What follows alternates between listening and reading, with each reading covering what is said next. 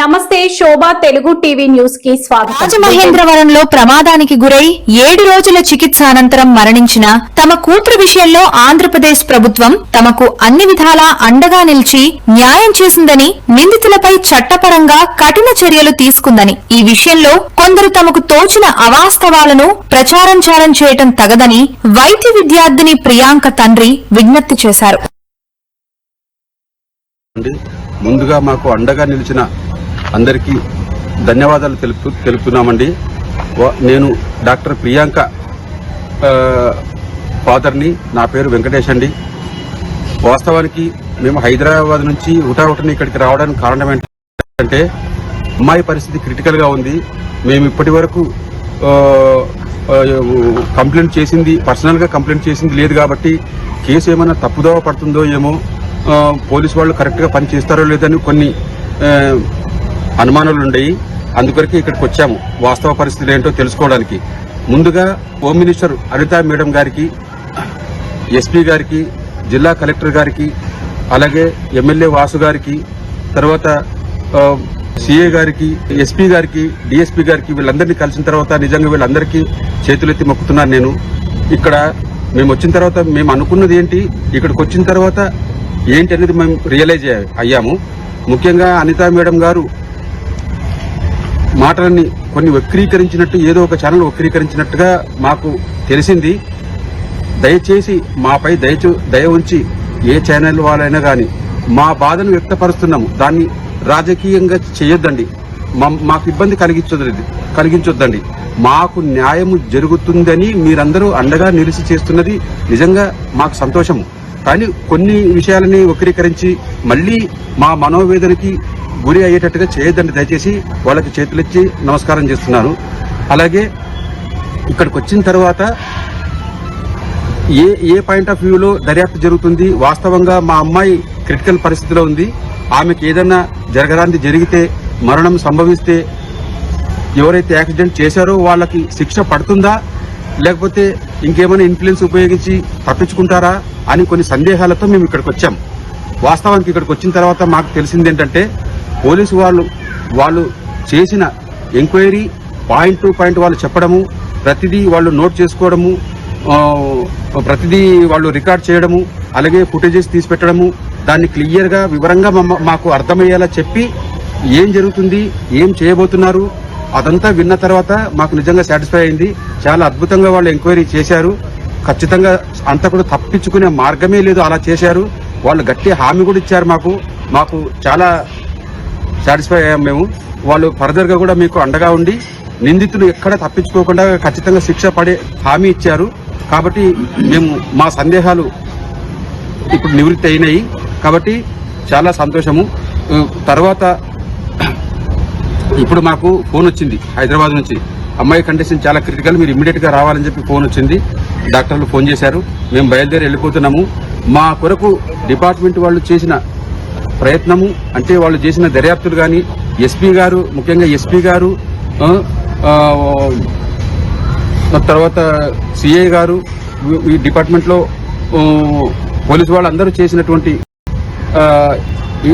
ఇన్వెస్టిగేషన్లు అవన్నీ చాలా చాలా క్లియర్గా ఉన్నాయి. మాకు ఎలాంటి సందేహం ఇప్పుడు లేదు. ఎందుకంటే మాకు సందేహంతోనే వచ్చాము యాక్చువల్గా. అది ఏమైనా మిస్యూజ్ అవుతుందేమో అనే ఉద్దేశంతోనే వచ్చాము యాక్చువల్గా. అక్కడ చావు బతుకుల మధ్య నా బిడ్డ కొట్టుమిట్టాడుతుంటే కూడా తర్వాత మిస్యూజ్ కాకూడదు, నిందితులు తప్పించుకోకూడదు అనే ఉద్దేశంతో ఇక్కడికి వచ్చాము. అనుమానాలతోటి ఇక్కడ వచ్చిన తర్వాత మాకు క్లియర్గా మాకు అర్థమైంది. వాళ్ళు ప్రతిదీ మాకు ఎక్స్ప్లెయిన్ చేసి సెక్షన్లు ఎలా మారుతాయి, వాళ్లకు శిక్ష పడడానికి వాళ్ళు ఏం చేస్తున్నారు అన్ని వివరించారు. నిజంగా చేతులెత్తి వాళ్ళకి నమస్కారం చేస్తున్నాను. మాకు హృదయపూర్వకంగా వాళ్ళు కష్టపడి ప్రతిదీ కరెక్ట్ గా నోట్ చేశారు. మాకు చాలా సంతోషం. అలాగే ఏలూరు ఐజీ గారు, తర్వాత సీఎం గారి పిఏ గారు రాజమౌళి గారు మాట్లాడిన మాటలను కొన్ని ఛానల్స్ వక్రీకరించి రాసినట్టు మేము విన్నాము.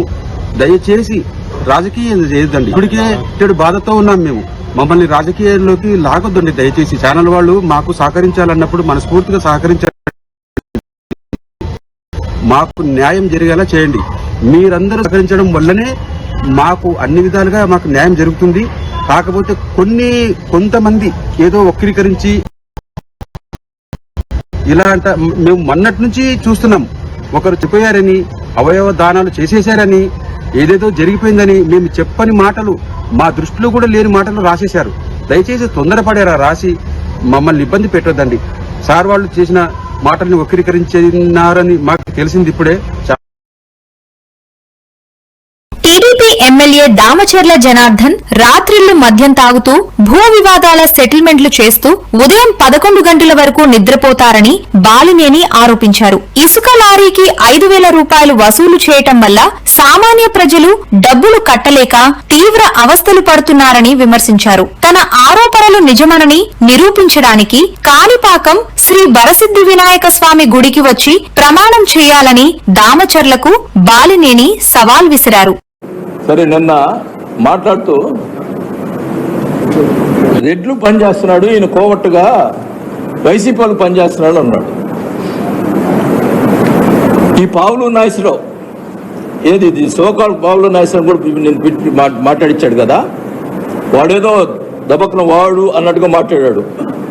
బలిచిన మాట్లాడవాక పావులు నాయసరావు చెప్తున్నా, బలిచిన మాటలు మాట్లాడవాక అంటే నేనేదో కామ్గా ఉంటాను అట్లా అన్న ఏం పర్లేదు అనుకుంటున్నావు చెప్తా. వాడు నాతో ఫోన్లో మాట్లాడాడు, ప్రమాణం చేయమని వాడి బిడ్డల మీద వాడు నాతో ఫోన్లో మాట్లాడి అది నేనేం చెప్పుంటా ఉన్నా, నేను నాదేముంది మధ్యవర్తిని, నేను పోయి ఇచ్చేదాన్ని అని చెప్పి మాట్లాడాడు నాతోటి.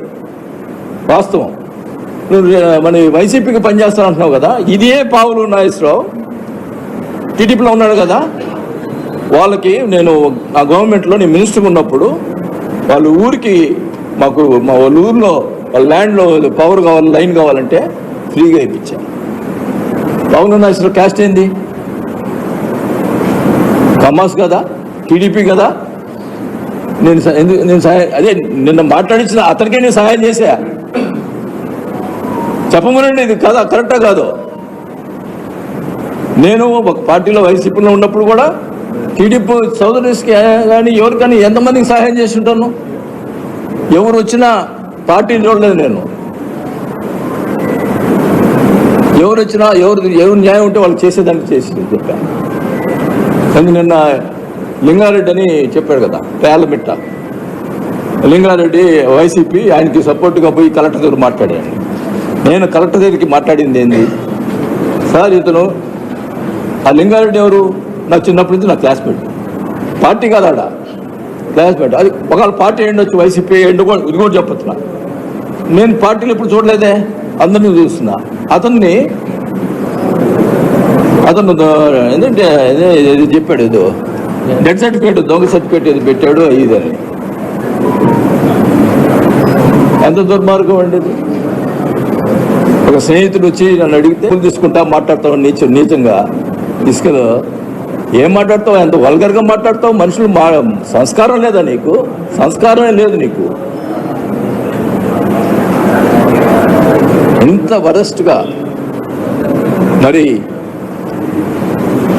ఇసుక ఈ రకంగా అమ్ముతుంటే మరి బాబు గారు దీని మీద స్పందించాలా, ఎంక్వైరీ చేయాలా, ఏం జరుగుతుందో. ప్రజలు మనకి ఇసుక ఫ్రీ అని చెప్పారు, మరి ఈ రకంగా ఇబ్బందులు అవుతున్నాయి. గ్రావెల్ అని చెప్పండి. ఈరోజు మళ్ళా పెళ్ళూరు గ్రావెల్ తోలుతున్నారు చెరువుల్లో నుంచి. ఇన్ని దుర్మార్గాలు చేస్తా ఏదో మాట్లాడతాడు. నువ్వు ఒంగోలులో ఉండి మాట్లాడు ఏదంటే పగలు రాత్రి కష్టపడుతున్నాడట. రాత్రిపూట ఏం కష్టపడుతున్నారో తెలుసు. 8 గంటలకి నువ్వు తలుపులు వేసేస్తావు, ఎవరు ల్యాండ్ వాళ్ళు పిలిపించుకుంటావు, కూర్చుంటావు, తెల్లారిన దాకా 3 దాకా మందు తాగుతుంటావు. ఇదే కార్యక్రమం నిద్రలేసాడికి 11 అవుద్ది. ఎవరు ఒంగోలు అందరికీ తెలుసు ఈ కార్యక్రమం. నేను మీరు అన్నట్టున్నారు కదా, మేము మీడియాలో ఎందుకు రావట్లేదు అని చెప్పి అంటున్నాడు కదా, మీడియాలో ఎందుకు రావట్లేదు, నేనేదో మిమ్మల్ని ఏదో మాట్లాడాలని అంటున్నాను కదా. ఉన్న విషయాలు రాయమని చెప్తున్నావు, తప్పేముందాడా?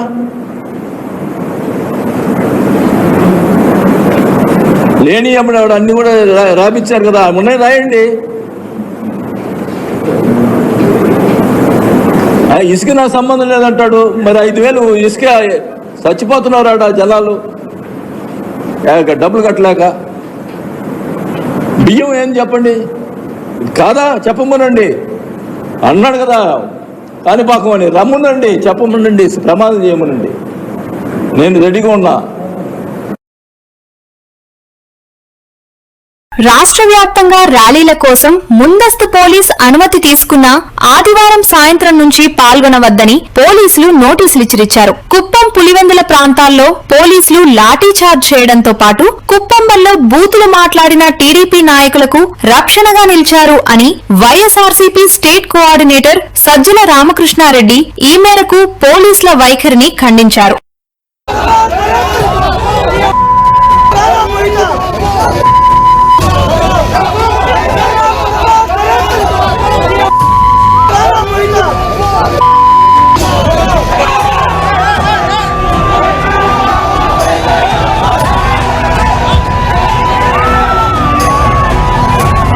ఈరోజు ర్యాలీల్లో నిన్న సాయంత్రం వరకు మేము లెటర్లు ఇచ్చి అన్ని చోట్ల మాది ర్యాలీలు ఉన్నాయని ఇన్ఫర్మేషన్ ఇచ్చి ప్రొటెస్ట్ ర్యాలీలు జరుపుతున్నాం, శాంతియుతంగా జరుపుతున్నాం. మాది బాధ్యతనిచ్చి 4-5 రోజుల పైన.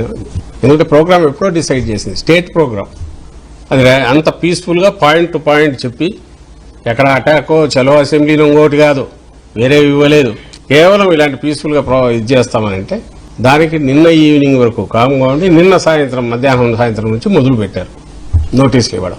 చేయడానికి వీల్లేదు, సెక్షన్ 30 ఉంది లేదా 144 ఉంది, శాంతి భద్రతలకు భంగం కలుగుతుంది, మిమ్మల్ని బయటికి రానివ్వం, ఎవరు వచ్చి పాల్గొనవద్దు, టెర్రరైజ్ చేసేవారు, కేసులు పెడతాం, ఎవరన్నా వచ్చి పొరపాటున పార్టిసిపేట్ చేస్తే కేసులు పెడతాం. ఏందా ఇదేం డెమోక్రటిక్ కంట్రీనా లేక ఏదన్నా?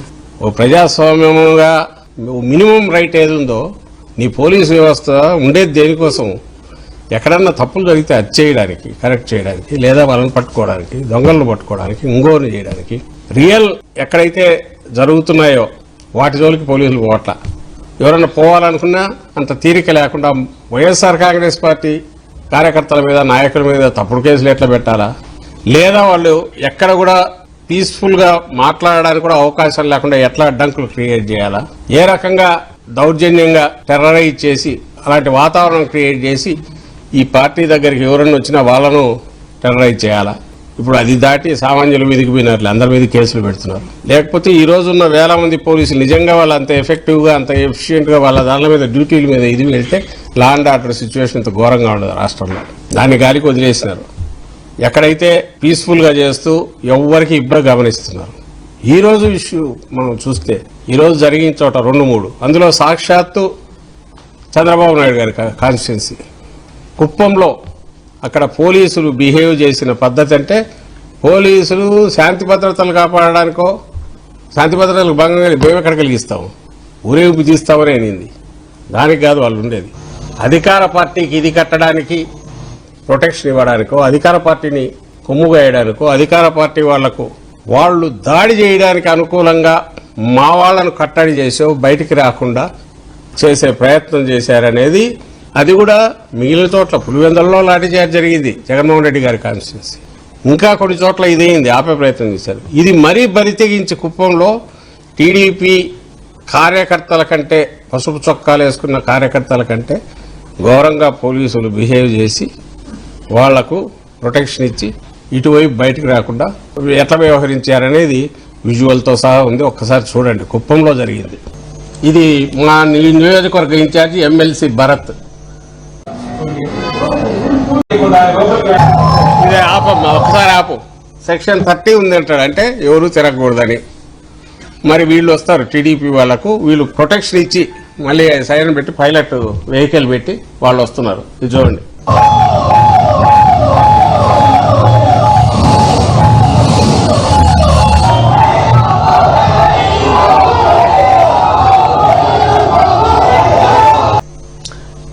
ఇది తెలుగుదేశం పార్టీ వాళ్లకు ప్రొటెక్షన్ ఇచ్చి నిరసన తెలిపే హక్కు, రాజ్యాంగం ఇచ్చిన హక్కు, దాన్ని ఉపయోగించుకొని బయటకు వచ్చి ఇల్లు జైలు చేశారు.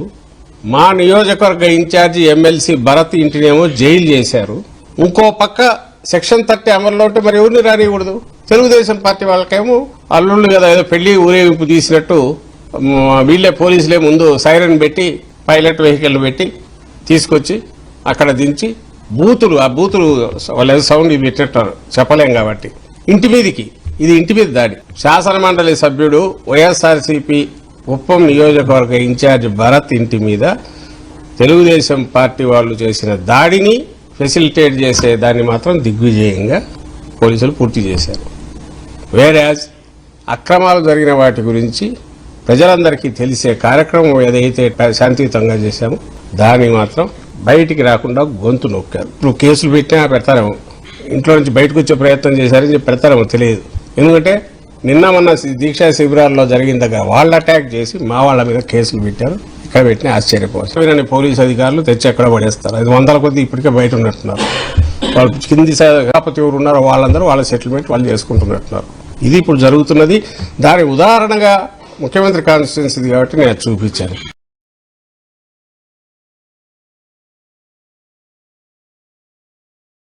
కేసీఆర్ ఎక్కడ డబుల్ బెడ్రూమ్ ఇండ్లు కట్టించారని ప్రశ్నించిన కాంగ్రెస్ మంత్రులు పొంగులేటి శ్రీనివాసరెడ్డి, పొన్నం ప్రభాకర్లు నేడు ప్రారంభించినవి కేసీఆర్ కట్టించినవేనని హుజూరాబాద్ ఎమ్మెల్యే పాడి కౌశిక్ రెడ్డి స్పష్టం చేశారు. కమలాపూర్ మండలంలో జరిగిన ఈ ప్రభుత్వ కార్యక్రమంలో మంత్రులు రాజకీయ విమర్శలు, అసత్యాలు మాట్లాడటంపై ఆయన తీవ్ర అభ్యంతరం వ్యక్తం చేస్తూ ఇది రాజకీయాలు చేసే వేదిక కాదని హితవు పలికారు. బరాబర్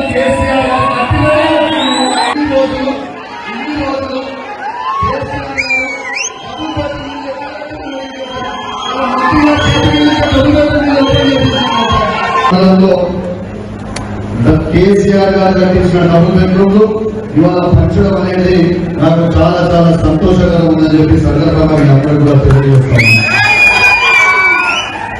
కమలాపూర్ పట్టణంలో 302 డబుల్ బెడ్రూమ్ ఇల్లు మరియు గూడూరులో 50 డబుల్ బెడ్రూమ్ ఇల్లు, మరిపల్లిగూడెంలో డబుల్ బెడ్రూమ్ ఇల్లు 50 కట్టడం ఇవాళ మన అందరూ కూడా అందరి సమక్షంలో ఇవాళ పంచడం చాలా చాలా సంతోషకరం అని చెప్పి సందర్భంగా తెలియజేస్తా ఉన్నాను.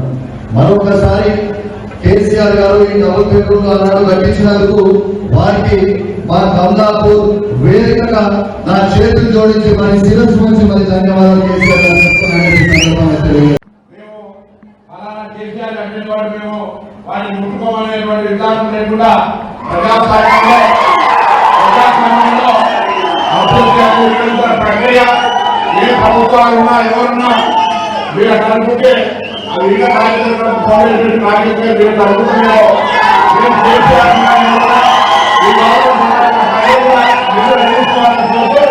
ఈ రోజు తప్పకుండా సాధించినట్టుగా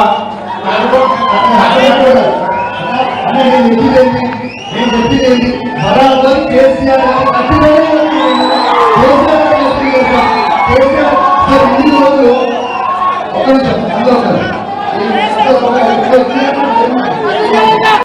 ఈ ప్రభుత్వం చెప్పిన ఇంకా కొన్ని కార్యక్రమాలు ఇవ్వాల్సింది ఉంది.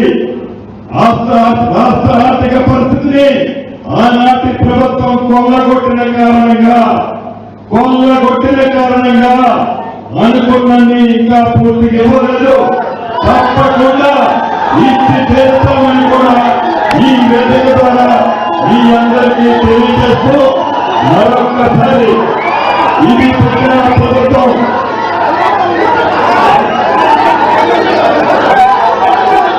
ముఖ్యమంత్రి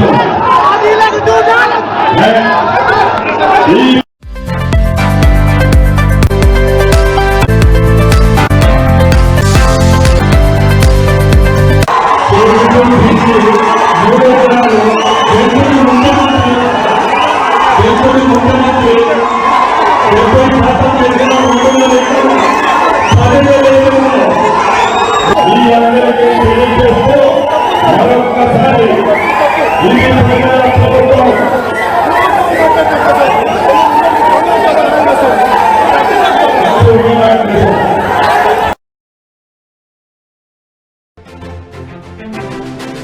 అక్టోబర్ 10 ప్రజాప్రభుత్వం నిర్మించనున్న ఇందిరమ్మ ఇండ్ల టవర్స్ కు ప్రజాదరణ లభిస్తోంది.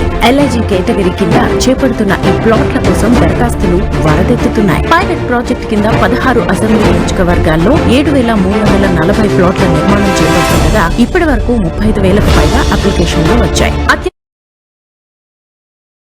కేసీఆర్ ఎక్కడ డబుల్ బెడ్రూమ్ ఇండ్లు కట్టించారని ప్రశ్నించిన కాంగ్రెస్ మంత్రులు పొంగులేటి శ్రీనివాసరెడ్డి, పొన్నం ప్రభాకర్లు నేడు ప్రారంభించినవి కేసీఆర్ కట్టించినవేనని హుజూరాబాద్ ఎమ్మెల్యే పాడి కౌశిక్ రెడ్డి స్పష్టం చేశారు. కమలాపూర్ మండలంలో జరిగిన ఈ ప్రభుత్వ కార్యక్రమంలో మంత్రులు రాజకీయ విమర్శలు, అసత్యాలు మాట్లాడటంపై ఆయన తీవ్ర అభ్యంతరం వ్యక్తం చేస్తూ ఇది రాజకీయాలు చేసే వేదిక కాదని హితవు పలికారు.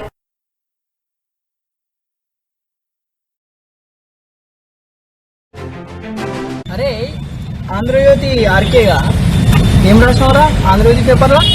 ఈరోజు పెద్ద సుదర్శన్ రెడ్డి గారి కుటుంబాన్ని వాళ్ళ ఫ్యామిలీని పరామర్శించాలని చెప్పేసి కేసీఆర్ గారు నిన్నటి రోజున నల్లబెల్లి మండలంకి వచ్చి పెద్ద సుదర్శన్ రెడ్డి గారి ఫ్యామిలీని పరామర్శించడం జరిగింది. అందులో భాగంగా ఈ ఆంధ్రజ్యోతికి సంబంధించిన ఈ కుక్క, ఈ ఆంధ్రజ్యోతి ఆర్కే ఈ అడ్డగాడిదగాడు ఏం రాసిందంటే చాలా నీచంగా, చాలా నిస్సిగ్గుగా, చాలా దారుణంగా కేసీఆర్ గారి మీద ఇష్టానుసారంగా రాయడం జరిగింది.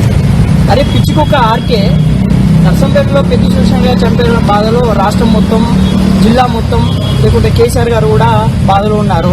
నువ్వేం రాసినవురా? ఇష్టం వచ్చినట్టు మాట్లాడితే అయిపోతుంది, ఇష్టం వచ్చినట్టు రాస్తే అయిపోతుందా? ఆ రేవంత్ రెడ్డి ఇచ్చిన చిల్లర గవ్వలకు, రేవంత్ రెడ్డి ఇచ్చే చిల్లర పైసలకు, ఆంధ్రప్రదేశ్ నుండి చంద్రబాబు నాయుడు ఇచ్చే ఆ చిల్లర పైసలు తీసుకొని వాళ్ళ మోకాల దగ్గర, వాళ్ళ కాళ్ళ దగ్గర పడిన కుక్కవరా నువ్వు ఆర్కే, గుర్తుపెట్టుకో. ఆంధ్రజ్యోతి ఆర్కే బాగా బలిసిందా నీకు? పిచ్చి పిచ్చి వేషాలు వేస్తే మాత్రం చాలా దారుణంగా ఉంటుంది నీ పరిస్థితి. నువ్వు ఈరోజు కేసీఆర్ గారు మాజీ ముఖ్యమంత్రి, ఈ రాష్ట్రానికి కేసీఆర్ గారు మాజీ ముఖ్యమంత్రి, తెలంగాణ రాష్ట్రాన్ని సాధించిన ఒక గొప్ప నాయకుడు, మహానాయకుడు. నువ్వేం రాస్తావురా హౌలే ఆర్కేగా? ఇప్పుడు కేసీఆర్ గారి మీద రాసే అంత స్థాయి అనేది పిచ్చుకుక్క. తెలంగాణ రాష్ట్రాన్ని సాధించిన నాయకుడు, తెలంగాణ తొలి ముఖ్యమంత్రి, ఈరోజు రాష్ట్రంలో ఎన్నో అభివృద్ధి కార్యక్రమాలు చేసిన నాయకుడు కేసీఆర్ గారు. నువ్వు బిడ్డ ఇష్టానుసారంగా ఇష్టం వచ్చినట్టు కేసీఆర్ గారి మీద మాట్లాడితే చెప్పుల దండేస్తాం నీ మెడలో చెప్పుల దండేస్తాం. ఒకనాడు కూడా గిట్లనే ఒక వంశీ అంటూ రాసిండు, వాని పరిస్థితి ఏమైందో ఒకసారి పోయి వాళ్ళ ఆఫీస్ కాడికి పోయి చూడు. అంతకన్నా దారుణంగా నీ పరిస్థితి ఉంటాయని చెప్పేసి నేను ఉస్మాన్ యూనివర్సిటీ నుండి నేను హెచ్చరిక జారీ చేస్తున్నాను. ఇప్పుడు కేసీఆర్ గారు ఒక మహానాయకుడుగా, ఒక గొప్ప నాయకుడుగా, ఉద్యమ నాయకుడుగా పరామర్శకు వెళ్తే పిచ్చి పిచ్చి రాతలు ఆంధ్రజ్యోతిలో రాస్తే పిచ్చి కూతల ఆర్కేగా నీ మీద చెప్పుల దండ వేసి హైదరాబాద్ రాష్ట్రంలో తిప్పుతామని తెలియజేస్తున్నా. మనిషి ఎంతకాలం బతకామనే దానికంటే ఎలా బతకామనేదే ముఖ్యం అనడానికి పెద్ది సుదర్శన్ రెడ్డి గారి అంతిమయాత్రకు తరలివచ్చిన జనసందోహమే ప్రత్యక్ష నిదర్శనం. వర్షం పడుతున్నప్పటికీ లెక్క చేయకుండా 1,00,000కు పైగా ప్రజలు దాదాపు 12 గంటల పాటు అక్కడే ఉండి అంతిమయాత్రలో పాల్గొన్నారు. బీఆర్ఎస్ పార్టీ అధికారంలోకి వచ్చిన తర్వాత నర్సంపేటలోని మెడికల్ కాలేజ్ కి పెద్ది సుదర్శన్ రెడ్డి పేరు పెడతామని కేటీఆర్ ప్రకటించారు. చెప్తారు ఎంతకాలం బతికినమన్నది కాదు, 100 ఏళ్ళు బతకచ్చు, కానీ ఎంతకాలం బతికినమన్నది కాదు, ఎట్లా బతికినమన్నదే ముఖ్యం. అది పెద్ది సుదర్శన్ రెడ్డి గారి అంతిమ యాత్రకు తరలి వచ్చిన జనం. వాళ్ళేమీ మనం పిలిచిన వాళ్ళు కాదు, మనం చెప్పలేదు ఎవలకు. కానీ కొన్ని 1,00,000 పైచిలుకు మంది 12 గంటల పాటు వర్షం పడుతుంది, ఇబ్బంది అవుతుంది, కానీ ఎవ్వరు ఎక్కడ కదలలేదు. మేము ఇక్కడికి వచ్చి నల్లబెల్లికి వచ్చి 5:30-6 గంటలు ఎదురు చూస్తా ఉన్నాం, వస్తున్నారంటే కదలనిస్తలేరు. అటువంటి జనసందోహం, అటువంటి అభిమానం నిజంగా పెద్ద జన్మ ధన్యమైంది. స్వర్గంలో ఎక్కడున్నాడో కానీ ఆయన జన్మ ధన్యమైంది. ఎందుకంటే ఇట్లాంటి అభిమానం ఇక్కడ మనిషి మరణించిన తర్వాతనే తెలుస్తుంది ఆయన గురించి ప్రజలు ఏమనుకున్నారనేది. గెలిచింది ఒక్కసారే కావచ్చు, కానీ జనం గుండెల్లో నిలిచిపోయిండు పెద్ది సుదర్శన్ రెడ్డి. అందుకే మీ అందరికీ నేను మాటిస్తా ఉన్నా, 2 ఏళ్లలో మళ్ళీ తిరిగి కేసీఆర్ గారు ముఖ్యమంత్రి అవుతారు పెద్ది సుదర్శన్ రెడ్డి గారు కోరుకున్న విధంగా. ఆ తర్వాత ఏ మెడికల్ కాలేజ్ గురించి అయితే ఇప్పుడే హరీష్ అన్న చెప్పిండో ఆ మెడికల్ కాలేజ్ కు పెద్ది సుదర్శన్ రెడ్డి పేరు పెట్టేది పక్కా పెడతాం. పెట్టి పెద్ది సుదర్శన్ రెడ్డి పేరు నర్సంపేటలో చిరస్థాయిగా నిలిచిపోయే విధంగా, భవిష్యత్తులో ప్రతి తరము గుర్తుపెట్టుకునే విధంగా వారికి ఘనంగా నివాళి అర్పిద్దాం.